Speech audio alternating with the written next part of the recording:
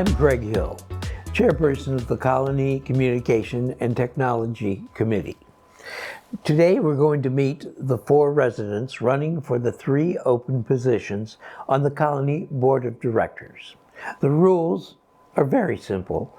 None of the candidates were provided with any of the questions they were going to be asked, and each of the candidates were asked the same questions. The interviews were recorded live with no opportunity for retakes. Now, let's meet the 4 candidates running for the Colony HOA Board of Directors. Hello, I'm sitting here with Bruce Delphonzo, who's the current president of the Colony HOA Board of Directors. He's now running for re-election as an incumbent. And the very first thing I'd like to do, Bruce, is give you an opportunity to tell us a little something about yourself. Oh, okay. Well, as you mentioned, I'm the current president. I was vice president last year. This is finishing my first term going forward. I've been in the colony. We first moved in 2018 as snowbirds coming from Illinois. Mm-hmm. We loved it so much in 2019, we said, let's quit maintaining 2 houses and moved here full time in 2019. So it's been an absolute pleasure living here. My background has been, especially my last 20 years before I retired, was in sales and marketing at John Deere, great company to work for so many years. Well, okay, now let's get to the formal questions. Okay. We have about 5 we're going to ask you here, and these have been approved by Jim Morgan, and they will be asked to each of the candidates. Okay. The association has 4 primary governing documents. Mm-hmm. The CC&Rs, the bylaws, the rules and regulations, and the architectural standards and guidelines. What do you feel are the most relevant parts of the documents? Oh, wow. Okay, well, depending where you're at, they all have relevant parts to somebody. Let's start with that. Every single document has relevance for each one.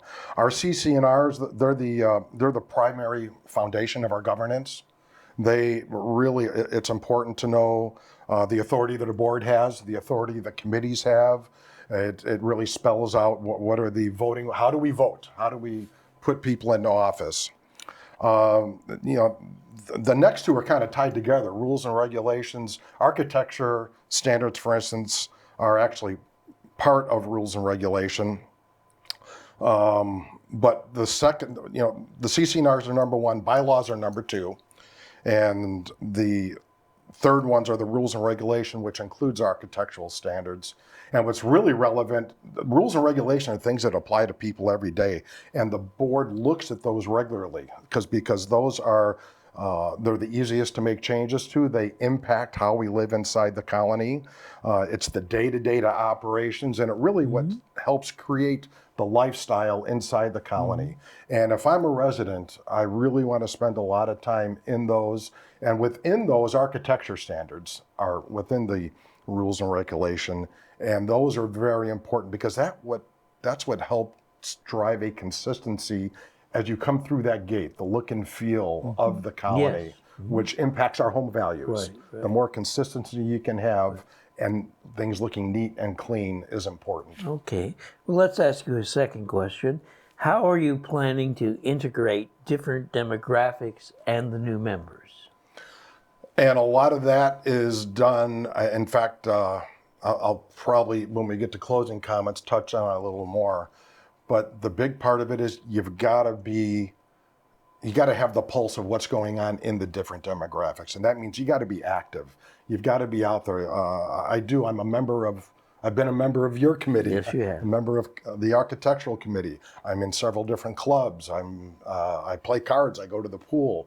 And it's just, you need to be a part of the different demographics and mix with the different demographics to understand what their needs are, what their requirements are, what they like, what they dislike. And then you turn that over to committees to try and mix that up. What can they offer and bring to supply those needs? And the board makes final decisions on how to deliver on them. All right, very good. A third question. How will you help to improve the effectiveness of the existing board? Well, one of the things is we've got a new board. If we look at this year's board, We have 5 first-year members. That's unusual. We also have, I'm only in my second year. We've got Dell, who's got a lot of experience there. And Dell is kind of a cornerstone, which has really helped us and I would use going forward, because we need to understand the history. Dell brings that to the board that we don't have. I want to continue to leverage that history so we understand what happened in the past to help us make better decisions going forward. The beauty is we all have a very diverse skill set, and we need to find ways to leverage the strengths. And that's one of the things I had to do at Deere for many years, and that was one of my strengths. I'm very rarely the smartest guy in the room, so it's a matter of leveraging everybody's strengths to put them together to solve a solution, or to bring a solution to solve a problem. All right, one more question. What area or service of the colony needs the most improvement? Oh, that's easy for me, and that's this is one of my top 3 things we need to look at going forward. Obviously, number 1, the golf course. That's imminent to all property values. But number 2 is the front lawns. I am very concerned about the shape that the front lawns are in. I've already spoken a couple times with staff that we absolutely have to find a solution. We need to understand what the problem is. And even before we replant, I don't want to have to go replant lawns to only have them die again. We need to understand what's the cause, find a solution, and then put a plan together to execute on it. All right, and now a final question before your closing. What is in your experience, qualifies you to serve on the board? Well, number 1, I'm a positive guy. I have a positive outlook on things. I approach things not, as people bring ideas, my first question is, okay, number 1, what's the impact? And then how can we do that as opposed to why we can't? That's a stumbling block for many people. Their first instinct is, we can't do that because. I'm a how can we guy. And then, you measure it up, you identify the barriers, and if they're real, you find either ways to get around them or you take a different direction and do something else. I think that's the one thing, and the ability to work as a team and bring people together, that is probably, I mentioned that earlier, that's a strength I have, whether I agree with them or disagree with them. As long as we can work together, we can come up with solutions that work for everybody. Well, now I'm going to give you an opportunity for any closing comments you have. Bruce. Okay, and I'm going to go ahead and touch a little bit on what I talked about earlier, and that is this. We need to keep in mind that this isn't just a retirement community that we live in here.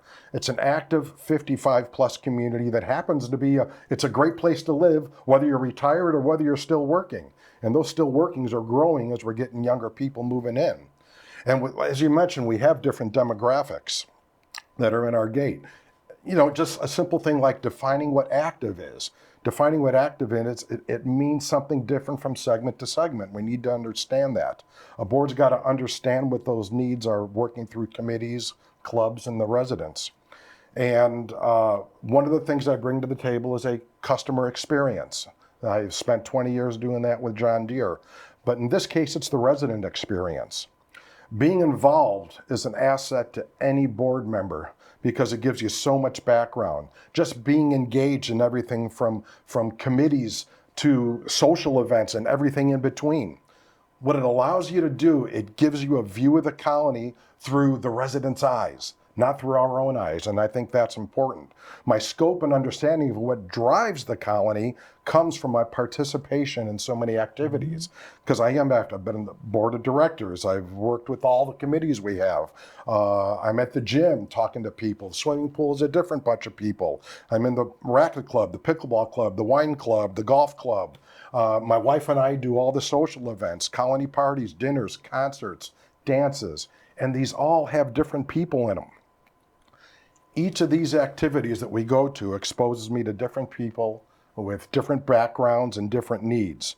And that's, by being involved, I can keep a finger on the pulse of what's going on in here. And I think that's really important. My only agenda as a board member is to do what every HOA should be doing, and that is protecting your investment in this community and enhance the lifestyle, whether it be through amenities, through clubs, or through social events. We've been trying to do that the last 2 years, and I think we've made we've stayed along that path, and we continue to try to improve. Whole lot more to do, because it's a journey, and that journey does not end, and that's important to understand too. So what I'm doing, I'm asking for your vote to give me the honor and the privilege of serving this community on the Colony Board of Directors. Thanks. Thank you very much. You bet. I'm sitting here with David Matucci, who's been serving in a appointed position on the Colony Board, and he's now running for election for the first time. How are you today, David? I'm doing fine, Greg. Thank you. Okay, I'd like to open up by asking you to make a few comments about yourself. Okay. Well, I have been a resident of the community for the last 5 years, along with my wife, Donna. And upon arriving here, I joined several committees and clubs. I've been very active in the community. I'm one of the principal board of directors of the Colony Wine Club, biggest club. A lot of people know me as Mr. Wineman. And since then, I've also participated in the Landscape Advisory Committee. I am now their liaison since being appointed to the board. I also am a part of an ERT team as a block captain, and recently became an actor associated with the Actor Studio, better known as Detective Harris. I'm also participating now in the variety skits coming this October. So I'm very active in the community and learning more as an incumbent about community governance and so forth. And my experience, 35 years in the hotel industry and management and governance and boards has put me in this position at this time. All right, very good, David. I'm now going to begin to ask you our structured questions. Okay. And these are the same ones we ask every one of the candidates. Okay. The first one is, the association has 4 primary governing documents: the CC&Rs, the bylaws, rules and regulations, and the architectural standards and guidelines. Okay. What do you feel are the most relevant parts of these documents? Well, I think the governing documents really hone in on what we're able to do and not only as a board, but how the residents need to coordinate what they do. I think everyone gets a copy of the CC&Rs, you know, the rules and regs. Right. So I think they understand that when they're residents, but I think the governing documents seem to be the core. And I also think, based on the value of property values in the community, that the architectural control is an important factor that everyone needs to be aware of. Okay, thank you very much, David. Let me ask you the second question. How are you planning to integrate the different demographics and the new members? Oh, great question. Well, demographics have definitely changed. And I think the board needs to be sensitive as we go forward. When you're planning programs or trying to get the community to come together, you have to be able to reach out to all levels. We have people that are still working, that are not retired, some that are, and a majority that are, and some that have been here for quite some time. Well, we can't get stuck in the past, and we have to be able to articulate a new vision, new activities, new way of perhaps doing this, more events, different style of events, recreation and fitness, the type of things that will interest people, not only who have moved in, but our potential residents that are looking into what this community can offer. So I would integrate those, and I think town halls are an essential part of doing that, getting everyone together, letting them know what we have. That's an integral part of integrating everybody in. Thanks, David. Let me ask you the next question. How will you help to improve the effectiveness of our existing board? Well, communication. I think communication is a key, and diversity on the board. And I plan personally to not be a rubber stamp. I think we need to have the debate that I recently had with our treasurer about an item concerning landscape that we were both very passionate about.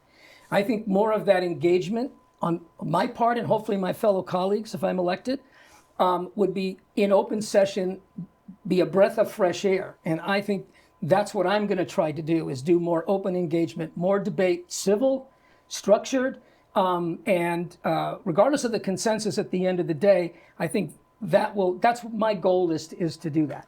Excellent. What area or service of the colony needs the most improvement? Landscape maintenance. I think we've made significant strides in improving the pool, perhaps the fitness center. We are currently under a possibility of doing some retrofitting to the auditorium. But all those are microcosms of the 1,586 homes that exist here and the 2,500 to 3,000 residents we have. If you take a percentage of all those, that's one thing of people using those entities. But everyone has a front yard, all 1,586 people. So I think a more concentrated effort, which seems to be a big concern, whether it's turf renovation, lawn and rabbit damage, plantings, and so forth. I think the landscape and the maintenance and the contract with the maintenance people that we hire is going to be a focus moving forward. Once these other projects are done, I think everyone's going to focus on my lawn, water conservation. Do we do drought tolerance? I think that's a big one. Yeah, absolutely. What is your experience that qualifies you to serve on the board? Well, thank you for asking. As I said earlier, I've been here 5 years. I understand the governance. You serve on committees, you learn a lot. My industry experience as a general manager of a property, as a resident manager, living on the property, not just coming to work on the property, area director, a past president of a community in Maui as their first president, creating the documents. And working in various areas in management and senior management council, plus my initiation on the board since January, I think gives me the background, the temperament, and what I need to do to serve the people of this community as a resume. All right, David, before we wrap up, I want to give you an opportunity for a closing statement. Okay. Well, why should you vote for me? My vested interest, my background, and I will have the owner's interest front and center, as I mentioned. I have a quote that says, great minds discuss ideas. Average minds discuss small ideas, and small minds just discuss people. I'd like to think that myself and my colleagues will be great-minded with great ideas for this community. And if I'm fortunate enough to get everyone's vote, I'd like to put that as going forward in my tenure. Thank you so much for coming today, David. Thank you. Good luck. I appreciate that. Mm-hmm. I'm here with Pat Kite, who is an appointed person on the HOA Board of Directors. He's fulfilling the office that was vacated by another person, and he's now running for the very first time for his own election. Pat, how are you today? For an old guy, I'm doing just great. That sounds good. Yeah. Let me start out by giving you an opportunity to talk a little about yourself. Yeah, thanks. Number one, thank you so much for having me in and the rest of us. And the work that you guys do week in and week out around here. It's amazing stuff that you've done. So about myself, and as Greg said, you didn't get a chance to vote for me or against me, as the case may have been. Unfortunately, somebody stepped down from the board some time ago. We went through some interviews. I was fortunate enough to be selected to fill that seat for the remaining year. That year now is up. It's time to run. So my career, public life, let's talk about that. I've served on boards and commissions for the last 40 years. Been a mayor, city councilman. I've served on planning commissions in Shasta County. 6 years in Temecula. I was in a traffic commission in Murrieta. So I've just done a lot of stuff because I always think that we ought to be giving back to our communities that we live in and not just be taking all the time. So that's always been a philosophy, and quite honestly, I get an incredible amount of joy personally from doing that and trying to make a difference. That's what I'm trying to do here, is make a difference in our community, bring it together cohesively, so we can all enjoy the great lifestyle that we have here in the colony. It's just, to me, it's amazing. I've been here for 8 years. My life has never been better than it has been since I moved here. So, well, good. Let me ask you some of our questions here. The association has 4 primary governing documents: the CC&Rs, the bylaws, the rules and regulations, and the architectural standards and guidelines. What do you feel are the most relevant parts of these documents? Oh my gosh. The rules and regulations are constantly in a state of evolution. So they're just constantly moving and changing as the community changes and new people move in. So we move with those. And the architectural committee, the work that they do affects everybody's home. As you know, they've just inspected every home, all 1,586 homes in this community. That affects everybody. CC&Rs is a governing document that is really broad, and those don't change hardly at all. So all four of those documents work together to give us the community that we want. And we bought into that, knowing that we live in a community that has rules and regulations. That's why we have a great community. That's why it looks so nice here. Yeah. All right, thank you very much for that, Pat. Let me ask you our next question. How are you planning to integrate the different demographics and the new members? Interesting question. Some time ago, probably 5 or 6 years ago, the past board president put together a committee, an ad hoc committee, long-term planning.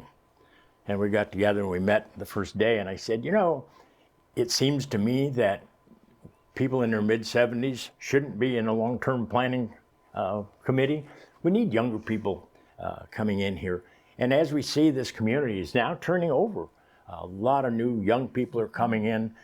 The community is changing. We need to be listening to what they need, what they want, and moving in that direction. They're going to be here for the next 20, 25, 30 years. So we need to do our part to make it the best possible place that they can possibly spend their life.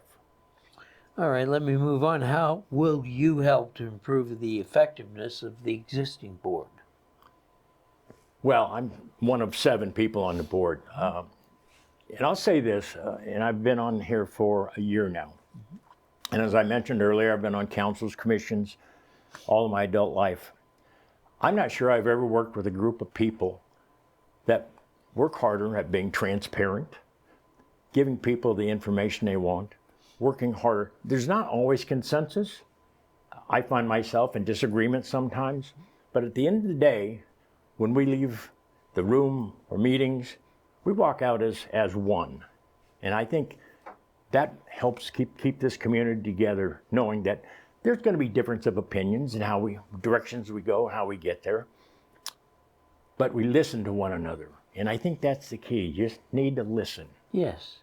Well then, what area or service of the colony needs the most improvement? Well, probably the landscaping is always going to be an issue. And here in California, as the water becomes more and more restrictive, we're going to have to adapt to that. I personally love to see green grass. I mean, it's just wonderful. I was at Grand Traditions the other day, an expansive lawn out there. How beautiful that is. It's not realistic here, and so that's going to be really a tough issue as we go forward for the next 5 to 6 years, probably. Water issues are not going to go away in California, and we're going to have to move with whatever the state's giving us. All right, and finally, what is, in your experience, qualifies you to serve on the board? Oh my gosh. First of all, I love living in the colony. I do what I can to make this place a better place. Obviously, as I mentioned in my resume, I have tons of experience working on commissions and on and on and on. I was telling somebody the other day, they said, you're kind of quiet sometimes. I said, you know, you don't learn by talking. You learn by listening. When you get in a group of 6 other people plus some staff, the ideas flow and you find a common ground in there some way. So I don't know that I'm going to affect the group. I want to be a part of that group, and at the end of the day, leave as a group and try to build consensus, not only with that board, but our committees, the entire community. I mean, there is some divisiveness, as you're well aware, in this community, but it's only a few people. The majority of the people at the town hall meeting the other day, they were so receptive to the information that the board's giving them. Bruce, our president, is just doing a magnificent job of giving the information out, giving as much honest, truthful, factual information that we can possibly put out. So as me, I just want to be one member of that group and give what I can, when I can. If it's of value and they can accept it, that's great, yeah. Well, Pat, I'd like to give you an opportunity to make a closing statement. Well, it's really quite simple. We live in a wonderful community here. I love the people that live here. I want to continue giving what I can to you, and we just want to make this a better place and keep the lifestyle that we have, that we love so much. And if I can be a small part of that, just a small part, I would be so appreciative of that. So, so the election's coming up. I obviously would really appreciate your support and your vote. So thanks so much for listening today, and I look forward to the election. Thanks so much, Pat. My pleasure, Greg. I'm sitting here with Pam List, who's a candidate for the HOA board. And Pam, thanks for coming. Thank I you. want to first give you an opportunity to tell us a little about yourself. Oh, okay. A little bit about myself. Well, I've been a resident of the colony for almost 4 years, not quite. I have an extensive business background, and I was a former HOA president of an association that was involved in litigation, where I kind of spearheaded the lawsuit and was able to claim a little bit over $14 million judgment for the residents. That's a little bit about me. All right, let me start asking you then our formal questions. Okay. They're not too hard, but the first one is, the association has 4 primary governing documents. CC&Rs, bylaws, rules and regulations, and architectural standards and guidelines. What do you feel are the most important parts of the documents? The CC&Rs are definitely the most important part. Then I would say the rules and regulations, of course. And I actually have a little bit of a problem with the architectural, because I think it's kind of strayed off its original intent. And that is for an architectural committee to ensure the aesthetics of a community, not the integrity of an architectural project, because that puts the HOA at risk. All of a sudden now, we are part of the liability if something should happen to a project that is a construction project, that we approve the actual integrity of that construction versus the aesthetics. Very good. How are you planning to integrate the different demographics and the new members? Well, I think we need to take an account for that, because in order for an association to grow and thrive, it must be all things to all people. And all residents need to be treated equal. And their, not demands, but their needs need to be addressed. Residents that have been here for 28, 30 years are going to have different needs than those who just moved in and are perhaps still even working. So we need to involve the community. The most important part is to involve the community as a whole, not just by select committee members. Okay. How will you help to improve the effectiveness of our existing board? 2 very, well actually 3 very simple things. The first is honesty, which I personally find lacking. Sorry to say, but there it is. Transparency, which I personally find is non-existent. And accountability. Okay, very good.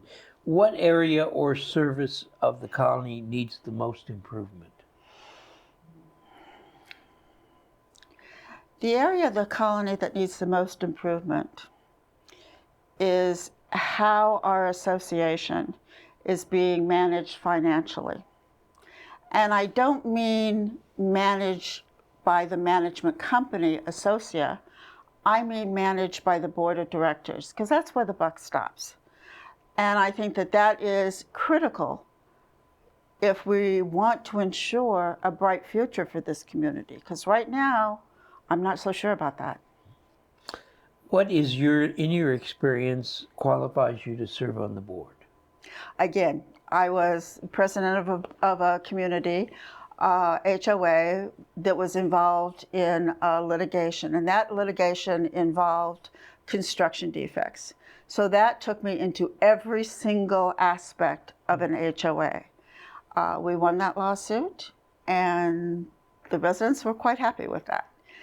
That combined with my business experience, I think is pretty good qualifications that I think would be of value to the community.